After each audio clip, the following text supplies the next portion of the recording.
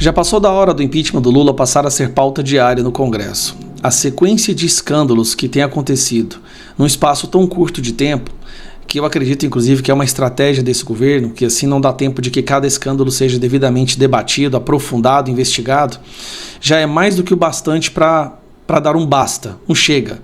O experimento foi feito, a experiência foi feita, o sistema colocou o Lula no poder, o sistema fracassou completamente. E isso está difícil de ser escondido. Vamos lembrar rapidamente o que aconteceu. Primeiro, o Rio Grande do Sul, aquela tragédia.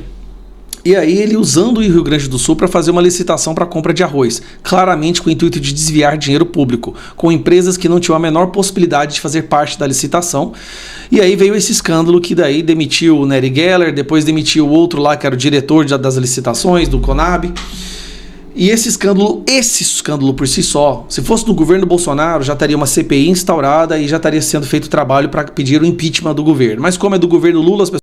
Fala pessoal, sejam bem-vindos mais uma vez ao nosso canal Domingo, pessoal, a semana começou, já vou te desejando aí uma excelente semana, que Deus possa abençoar aí a sua vida grandemente. Vou pedindo para você aqui, colocando aqui nos comentários qual a cidade que você está falando, quero responder aí cada um de vocês. Vou pedindo também para vocês já ir deixando o seu like, pessoal, deixa o like no vídeo, compartilha esse vídeo ao máximo e se você não é inscrito no canal, se inscreva gratuitamente aqui nesse canal, clicando no botão inscrever-se. Pessoal, um compilado aí de notícias, as melhores notícias, bomba atrás de bomba, como sempre, né, o Barbudinho aí nos surpreendendo, mais uma outra aí do Barbudinho, notícia quente, pessoal, notícia bombástica aqui que eu trouxe para vocês, tá saindo do forno agora, vou colocar para vocês o vídeo completo, espero que você fique até o final desse vídeo, sem mais enrolação, bora pro vídeo, pessoal. As pessoas já esperam a corrupção fazer parte desse governo, então as pessoas estão meio desensibilizadas, né? Porque o que se esperar de um criminoso? Que crimes sejam cometidos. Só que aí começou a acontecer umas coisas interessantes.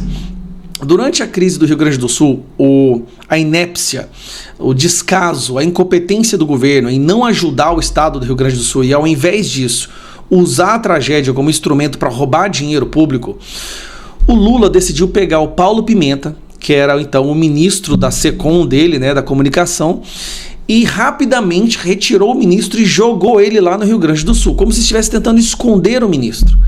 Por que que o Lula agiu tão rapidamente para esconder esse ministro? A especulação imediata é que o trabalho dele diante a SECOM estava tão ruim, tão catastrófico, né, isso era visto pelas próprias pesquisas, mostrando a rejeição crescente do Lula, que o Lula queria se desfazer de um péssimo ministro para esconder ele um cargo qualquer para que ele pudesse ter lá o seu saláriozinho. Beleza, isso foi o que a gente acreditou. Foi o que nós pensávamos que estava acontecendo. Parece que não. Na verdade, o que o Lula estava tentando fazer é esconder mais um crime. Há não muito tempo atrás, a SECOM, enquanto Paulo Pimenta era o ministro, fez uma licitação de quase 200 milhões de reais para contratar empresas de marketing, de publicidade, para fazer a campanha, né, a melhorar a aceitação do Lula. Só que essa licitação teve muitas coisas estranhas. Primeiro, a imprensa divulgou quais seriam as empresas que ganhariam a licitação antes da carta da licitação ser aberta, o que por si só demonstra claramente, sem sombra de dúvidas, que algo ilegal aconteceu. Essas empresas têm fortes ligações com pessoas do PT, com membros do PT, com o ministro Paulo Pimenta, e isso tudo criou uma bola de neve tão grande, e o Lula tentou esconder isso, jogando o Montanha, o apelido dele na lista da Odebrecht, jogando o Montanha para o Rio Grande do Sul. Todos nós pensávamos que era devido à incompetência dele, aparentemente não. Aparentemente é para esconder mais um crime. Então, eu, Eduardo Bolsonaro e outros deputados acionamos a Tribunal de Contas da União para que fosse investigado essa licitação. E aparentemente é mais uma licitação que vai ser cancelada por fraude. TCU avalia pedir cancelamento de licitação da SECOM de Lula. O pregão, que resultará em gastos de 197 milhões, pode ter violado o sigilo das propostas técnicas das empresas. SECOM nega irregularidades. Mas vamos dar uma olhada? A unidade de auditoria especializada em contratações do Tribunal de Contas da União avalia pedir o cancelamento de um pregão da Secretaria de Comunicação da Presidência da República, por ter identificado indícios de graves irregularidades na licitação. O pregão visava a contratação de assessoria de comunicação e gestão das redes sociais. Procurada, a SECOM negou irregularidades e disse que vai colaborar com o TCU. Em um relatório concluído no dia 5 de maio, a área técnica do tribunal entendeu que o pregão, que resultará em gastos de quase 200 milhões, pode ter violado o sigilo das propostas técnicas das empresas concorrentes, uma vez que o resultado da licitação foi divulgado pela imprensa de forma cifrada um dia antes da data em que seriam abertos os envelopes contendo a identificação quanto à autoria de cada plano de comunicação digital. O caso ainda deve ser julgado pelo plenário da Corte. A Secretaria de Comunicação do Luiz Inácio Lula da Silva anunciou no dia 24 de abril 4 empresas vencedoras do pregão. Essa é considerada a maior licitação da história do governo federal para a área de comunicação digital. Um dia antes do resultado, porém, o portal O Antagonista divulgou de forma cifrada informações sobre as empresas, que seriam anunciadas vencedoras no dia seguinte. Se a subcomissão técnica conhecia antecipadamente a autoria de cada proposta técnica, como sugerem as evidências, o fato se constitui em irregularidade grave, conforme sustenta o representante, resultando em possível direcionamento do certame. O que é isso? Direcionamento do certame. Vamos lá. Há indícios de que foi direcionado qual empresa deveria ganhar. E se isso é feito, isso é corrupção pura. Direciona o dinheiro público numa licitação para uma empresa na qual já existe um acordo com aquela empresa de devolução de parte do dinheiro destinado. Isso é fraude, é corrupção, e maculando todo o procedimento de licitação. Nós estamos diante e nós passamos por vários governos corruptos no Brasil. Vários. Mas nós estamos diante do governo mais corrupto da história. Por quê? Porque é um governo de pessoas que já haviam sido condenadas por corrupção. Então, quando você pega pessoas já condenadas por corrupção e dá a eles a chave do cofre, o que acontece é isso. Aí nós temos o arrozão, nós temos agora a licitação da SECOM, nós temos o superfaturamento do Ministério da Saúde, da Anísia Trindade, e o gasto do Ministério do Meio Ambiente em viagens e quase nada sendo gastado para proteger o meio ambiente brasileiro. Um escândalo após o outro. Não vou nem falar as falas do Lula, o aumento do dólar, que aí já é uma outra parte, é uma parte separada. Eu estou falando aqui de roubo do nosso dinheiro acontecendo dentro desse governo. Não vou nem falar das catástrofes que o Lula fala, das aberrações que ele regurgita para aquele orifício facial dele, não. Apenas de escândalos de corrupção nós estamos vendo o pior governo da história. E a imprensa divulga isso como se fosse normal. Não dá devida atenção, não sai no Fantástico, não sai no Jornal Nacional, na TV aberta, você não vê ninguém falando sobre isso. Mas é por isso, agora ficou claro, por que o Lula jogou Pimenta lá no Rio Grande do Sul, escondendo, tentando, obviamente, esconder mais um escândalo de corrupção. Nós temos que derrubar esse governo, ou não vai sobrar Brasil em 2026. O impeachment de um presidente nunca foi tão necessário quanto agora. Um abraço. Eu acho que eu devo começar esse vídeo primeiramente pedindo desculpas à população desse país, ao povo brasileiro. Eu peço desculpas em nome de Goiás. Um dos senadores do nosso estado é um cara chamado Cajuru. Uma pessoa que eu nem costumo falar muito dele, vive me atacando, porque aqui em Goiás ele é conhecido como uma pessoa que tem sérios problemas mentais. Então a gente fica até com dó de desmentir ou de retrucar as besteiras que ele fala. Ele é uma caricatura, não só aqui em Goiás, como até mesmo dentro do Congresso, no Senado e na Câmara dos Deputados. É de dar dó ver a forma como até mesmo seus colegas riem nas costas dele devido a insanidade dessa pessoa. Mas para tentar se aproximar desse governo, esse cidadão, esse senador, que com certeza não vai ser reeleito, o Cajuru, ele mente descaradamente, mas ele mente muito, ele mente o tempo inteiro. Não acho que não tem uma frase que ele fale que não é a mais pura e absoluta mentira, sempre tentando ganhar aqueles seus 15 segundos de fama. E a última mentira dele envolve o nome de grandes nomes da música sertaneja. Tá saindo na imprensa essa fake news agora que o Lauro Jardim acabou de publicar. Lauro, eu não sei se você foi único exclusivamente pela fala do Cajuru ou se você fez essa besteira porque você não conhece o senador. Vamos lá. Sertanejos são convidados e convencidos a almoçar com Lula. Gustavo Lima é exceção.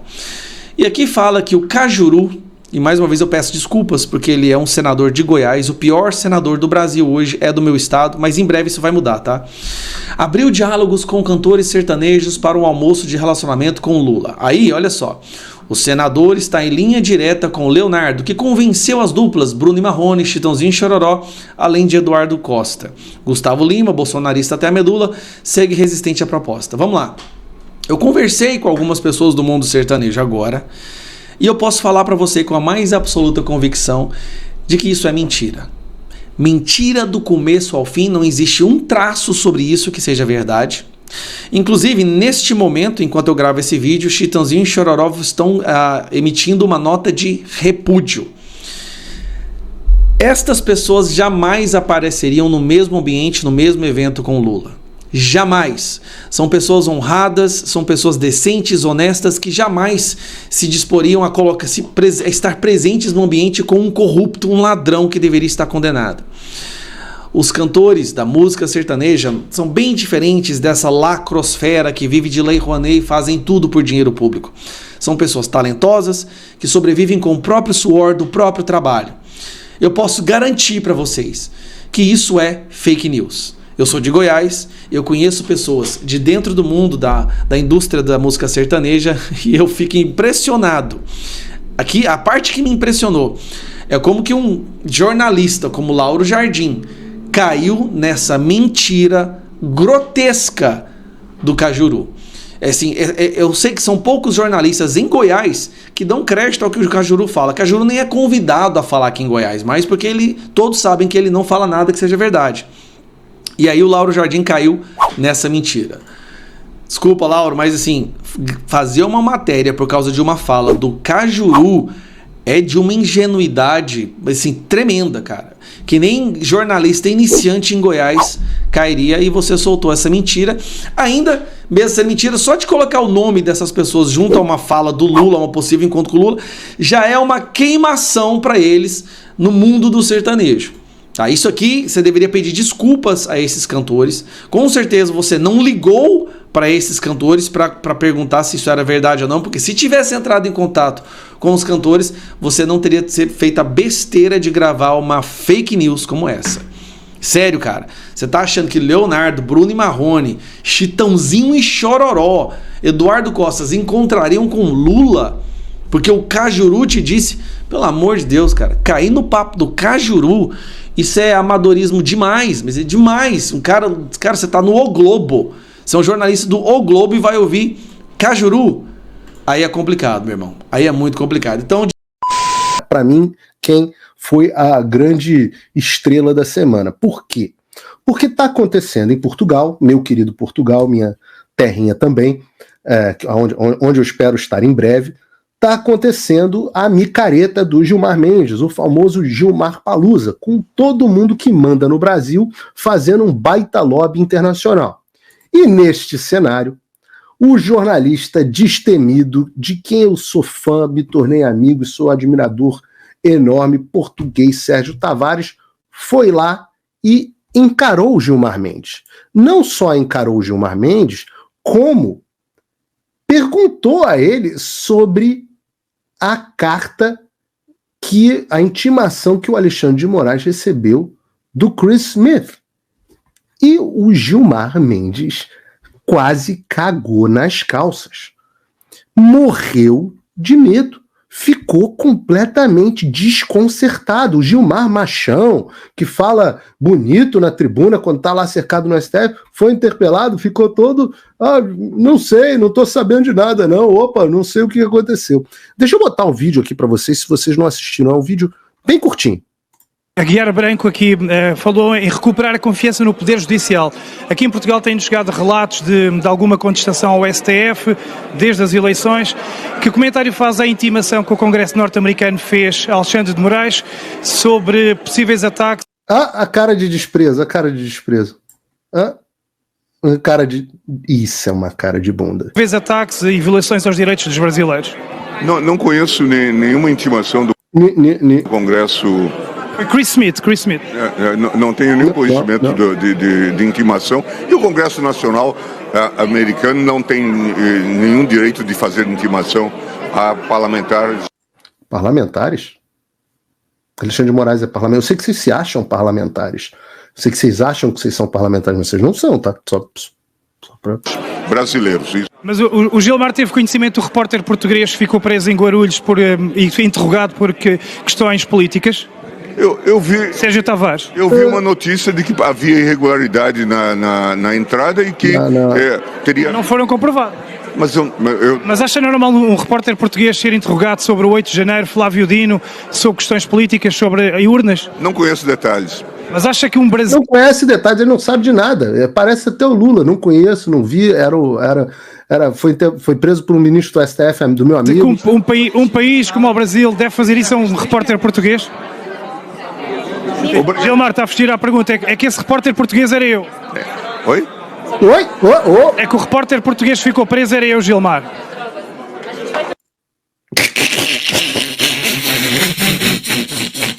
Lamento que tenha ocorrido.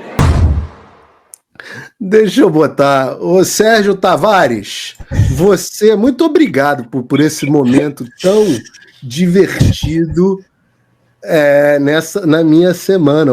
Como disse aqui o Átila Santos no chat, o sapão virou perereca. Que foi isso, Sérgio Tavares? Olá, Paulo, olá, boa tarde a todos os nossos ouvintes aí do outro lado do ecrã. Estava-me a rir muito porque, de facto, vendo agora assim de fora, vê-lo a gaguejar daquela maneira, com medo de me olhar nos olhos. Não olhava? Uma coisa com medo, assim, parecia com medo. Uma coisa impressionante. E você sabe que isso me impressiona, como essas pessoas pessoalmente, e é diferente do Alexandre de Moraes. O Alexandre de Moraes ia te encarar. Sim. Como vários dessas pessoas são frouxos quando eles só são corajosos lá nas canetas, né, com a caneta deles lá no STF, no castelo deles. Quando eles encontram... Como é que foi a sensação disso pessoalmente, Sérgio? Depois, na hora da verdade, acobardam-se. É que, ainda por cima, ele estava ali rodeado dos seus amiguinhos, dos seus braços armados, a imprensa do sistema, CNN, Globo, Jovem Pan, estavam lá todos, e ele, a perceber que estava a ser filmado por todos, embora esses jornalistas devem ter também ficado um bocadinho assustados, que não, isso não se pode perguntar, os nossos donos, os nossos amos não deixam perguntar isso. Eles devem ter ficado muito preocupados, mas não tiveram coragem de tirar os microfones, que é o que, por exemplo, aqui as televisões aqui em Portugal fazem. Quando eu apareço e faço as perguntas que incomodam, eles simplesmente tiram logo o microfone. Portanto, aí esses jornalistas foram também apanhados de surpresa. Mas o Gilmar, ele percebeu-se que ele não estava mesmo à espera, e ele nem sequer, como ele não tinha sequer olhado para mim, ele nem sabia que eu era o próprio repórter a quem tinham feito a atrocidade de tratar como um criminoso.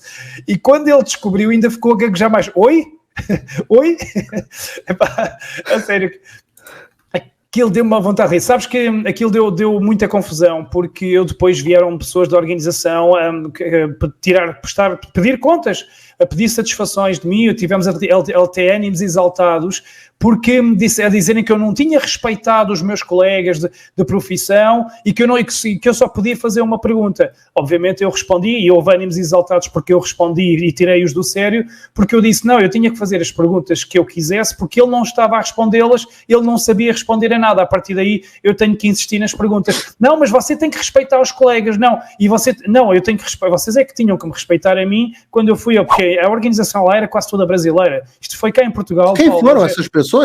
Eram pessoas que estavam lá, assessores do Gilmar, alguém que ficou muito incomodado com as perguntas, estava logo com um olhar assim de pânico quando eu fiz as perguntas, veio-me pedir satisfações e eu disse, olha, primeiro eu não tenho que dar satisfações nenhuma a ti. O que é isso? O jornalista tem que dar satisfação agora para a organização de eventos? Até onde eu sei, Portugal ainda tem liberdade de imprensa, né? Exatamente, e foi aí que ele disse, não, mas você tem que me respeitar porque eu sou da organização. Eu disse, olha, você é da organização, mas está no meu país, em Portugal, e o seu país não me respeitou quando eu fui lá e fui tratado como um criminoso. E a partir da altura em que aquele senhor não responde às perguntas, eu sou obrigado a continuar a fazer mais perguntas. Mas você não respeitou os seus colegas. Já disse que respeitei porque eu não tive resposta às minhas perguntas. E portanto, isto aqui, esta discussão com ânimos muito exaltados, eu tranquilo, mas a outra pessoa furiosa, ali mesmo ao lado dos jornalistas da CNN, da Globo, da Jovem Pan, que devem ter ficado, pois, agora sabemos quem é o Sérgio Sérgio Tavares. Mas pronto. Mas olha, Paulo... Sérgio, que ainda tem acontecido intimidação da organização por você ter feito seu trabalho jornalístico. Você fez as perguntas que eram as mais importantes de serem feitas. É impressionante, mas eu estou aqui te exaltando da forma mais alta possível por você ter feito as perguntas óbvias, que são as perguntas que deveriam ter feito. O nome disso é jornalismo. Né? Na verdade, o que eu teria respondido no seu lugar é: se os meus colegas estivessem fazendo o trabalho deles, eu nem precisaria fazer essas perguntas, porque todos estariam fazendo as mesmas perguntas. Mas, no entanto, preferem perguntar para o Gilmar qual é o sabor de sorvete predileto dele para fazer uma brincadeira com o que fizeram com o Joe Biden aqui dos Estados Unidos. E aí, depois disso, você passa por intimidação, realmente é um absurdo completo. Sim, mas deixa-me dizer-te que eu tinha one shot, eu tinha uma oportunidade, porque imagina que eram para aí 8, 9 jornalistas, e quando estão 8, 9 jornalistas é o primeiro a conseguir fazer a pergunta, é o que se sabe, foi pronto. E eu sabia que eu não ia conseguir fazer 5, 6 perguntas, 7 que eu queria fazer, eu tinha muitas outras perguntas sobre o 8 de janeiro, sobre a anistia, sobre as eleições, sobre Bolsonaro, mas eu tive que escolher o que é que eu dizia, e tive que começar de uma maneira que não entrasse logo a matar, que é para depois então dar-lhe ali a entrada a pé juntos, como se costuma dizer no futebol. E portanto teve que ser ali tudo muito em cima, e ele não estava a querer responder, eu tive que insistir, e por isso é que eles não acharam piada nenhuma. Agora, isso fez com que, por exemplo, eu hoje estive lá no segundo dia a tentar ouvir, por exemplo, Barroso e outros, e já não consegui ter acesso a eles, porque eles já, com certeza, avisados do que aconteceu ontem, porque o meu vídeo ficou absolutamente viral. O próprio Eduardo Bolsonaro, que tem 5 milhões de seguidores, partilhou no Instagram dele, quase toda a gente partilhou, tu próprio partilhaste no teu Twitter, portanto, toda a gente deu em vários jornais, na Gazeta, no Oeste Sem Filtro, na Gazeta do Povo, estava em todo lado, e portanto hoje Barroso com certeza não quis ser apanhado, esguio como ele já me tinha fugido no Fórum Económico Mundial em Davos em janeiro, fugiu-me também hoje, mas amanhã eu posso garantir, eu vou tentar apanhar Alexandre de Moraes, eu vou tentar expô-lo e não vou ser tão meiguinho como fui ontem. Eu acho que você está coberto de razão. Como é que está o evento, a Gilmar Palusa em Portugal, Sérgio? Paulo, isto é uma treta, é uma palavra que nós usamos aqui em Portugal, isto é uma treta. Sabem aquela expressão que é para inglês? É uma treta, porque em português treta é briga. Não, treta é uma farsa, nós usamos muito aqui em Portugal. Português do Brasil, eu quis dizer, né? Português de Portugal exatamente. Nós aqui usamos uma expressão que é uma coisa que é para inglês ver, é uma coisa que é mais para dar aquele ar, aquela aparência, porque é assim, no evento da manhã ontem, o evento de abertura que contou com o Presidente da Assembleia da República de Portugal, contou com o presidente da Fundação Getúlio Vargas, a tal fundação que é financiada por Jorge Soros, pela Open Society, portanto, para percebermos o calibre de quem lá está. Nessa cerimónia de abertura estava um evento esvaziado, pouquíssima gente, eu até partilhei esse vídeo, ou seja, não deu assim muito interesse. Depois, à tarde, noutra sala, porque o evento da manhã foi no anfiteatro maior, no principal, à tarde, quando estava, por exemplo, o governador Tarcísio a falar, já numa sala mais pequenina já estava mais bem composta. Mas aquilo que eu via lá não era o comum cidadão, pois as inscrições eram gratuitas, qualquer pessoa podia assistir, não pagava. E o que eu vi eram os amiguinhos, aqueles que queriam aparecer, queriam ser vistos lá. É de graça o evento? Se eu quiser ir assistir o Gilmar Palusa, eu posso ir? Qualquer um, e mesmo assim estava completamente esvaziado de manhã, bancadas completamente desertas. E o Tarcísio estava lá falando. Sim, à tarde apareceu o Tarcísio numa sala menor, e nessa sala menor já estava mais bem composta, mas aquilo que eu vi eram tudo empresários e pessoas que querem ser vistas ao lado deles para dizer, olha, estou aqui, sou um menino bem comportado, estou aqui, vim aqui passar o lustro nos teus sapatinhos. Portanto, não vi o público em geral, aquela população nova, não se vê interesse nenhum da população em geral, mesmo no evento absolutamente gratuito. No que diz respeito ao governador Tarcísio, as pautas e os assuntos que eles falam ainda por cima são absolutamente falsos, porque ver o Gilmar falar, o Barroso a falar da democracia, dos pilares, do valor, da liberdade de expressão, só pode ser piada. E as notícias não param, pessoal, e agora mais uma informação agora do mito. O Bolsonaro aí é recebido por um mar de pessoas. Neste domingo, o ex-presidente Jair Bolsonaro e sua esposa Michele Bolsonaro foram recebidos por uma multidão no Aeroporto Internacional de Belém, no Pará. O casal estava acompanhado do deputado federal Éder Mauro, do PL, pré-candidato à prefeitura da capital paraense. Em uma cena surpreendente, eles saíram do aeroporto na carroceria de uma caminhonete, acenando entusiasticamente para os apoiadores. A empolgação não parou por aí. O grupo seguiu em uma motociata alucinante até a região das Docas, onde ocorreu uma concentração explosiva para o lançamento da pré-candidatura do ex-delegado da polícia, Éder Mauro. Ele lidera a corrida pela capital do Pará nas eleições municipais deste ano, com um impressionante percentual de 30%, segundo o levantamento do Paraná Pesquisas. Igor Normando, do MDB, deputado estadual, vem em segundo lugar com 18,4%, enquanto o atual prefeito Edmilson Rodrigues, do PSOL, fica com 13,4%. Mas as surpresas não param por aí, pessoal. Bolsonaro também tem uma agenda agitada no Pará. Além de Belém, ele visitará outras 3 cidades. Na segunda-feira, 1º de julho, estará em São Geraldo do Araguaia, pela manhã, em Marabá, à tarde. Na terça-feira, dia 2 de julho, é a vez de Paraupebas.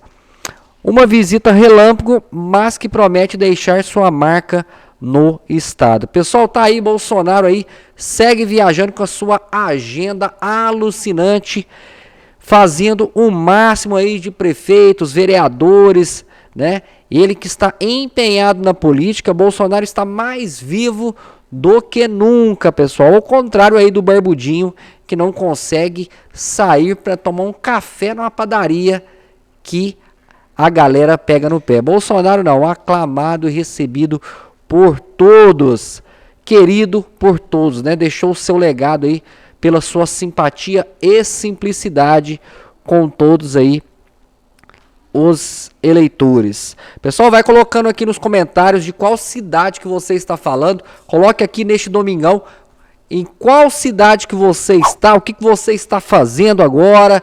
Quero saber aí qual a região de cada um de vocês. Já aproveito também para te convidar a se inscrever no canal. Se você não é inscrito, clica aqui no botão inscrever-se e deixem o seu like, pessoal. Deixe o like no vídeo, ajuda a fortalecer esse nosso canal patriota, para ajudar aí que esse canal leve essas informações para mais e mais pessoas. Pessoal, vou ficando por aqui. Desejo a você uma excelente semana. Que Deus possa abençoar sua vida grandemente.